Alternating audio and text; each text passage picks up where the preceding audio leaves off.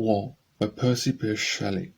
Ambition, power and avarice now have hurled death, fate and ruin on a bleeding world. See, on yon heath what countless victims lie. Hark, what loud shrieks ascend through yonder sky. Tell them the cause, 'tis sure the avenger's rage has swept these myriads from life's crowded stage. Hark to that groan, an anguished hero dies, he shudders in death's last agonies. Yet does a fleeting hectic flush his cheek, yet does his parting grief essay to speak. O God, my wife, my children, monarch woe, for whose support this fainting frame lies low, for whose support in distant lands I bleed. Let his friends welfare be the warrior's meed. He hears me not, ah no, kings cannot hear, for passion's voice is styled the listless ear. For thee then, mighty God, I lift my moan, woe will not scorn a suppliant's anguished groan. Oh now I die, but still as death's fierce pain, God hears my prayer, we meet again. He spake, reclined him on death's bloody bed, and with a parting groan his spirit fled. Oppressors of mankind, to you we owe the baleful streams from whence these miseries flow. For you how many a mother weeps her son, snatched from life's course ere half his race was run. For you how many a widow drops a tear in silent anguish on her husband's bier. Is it then thine almighty power, she cries, when tears of endless sorrow dim these eyes? Is this the system which by powerful sway, which else in shapeless chaos sleeping lay, formed and approved? It cannot be, but oh, forgive me heaven, my brain is wrought by woe. 'Tis not, he never bade the war notes swell, he never triumphed in the work of hell. Monarchs of earth, thine's the baleful deed, thine ever crimes for which thy subjects bleed. Ah, when will come the sacred fated time, when man unsullied by his leader's crime, despising wealth, ambition, pomp and pride, would stretch him fearless by his foeman's side?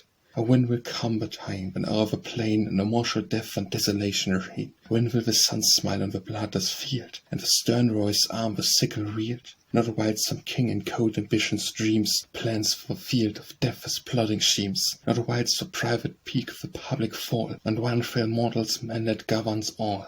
Swelling with command and mad with dizzying sway, who sees unmoved his myriads fade away, careless so lives or dies, so that he gains some trigger point for which he took the pains. What when are kings? I see the trembling crowd, I hear the fulsome clamours echoed loud. Their stern oppressor plashed appears so while, but April's sunshine is the monarch's smile. Kings are but dusk. The last eventful day will level all and make them lose their sway. Will dash the sceptre from the monarch's hand, and from the warrior's grasp rest the ensanguined brand. O peace of peace, art thou forever gone?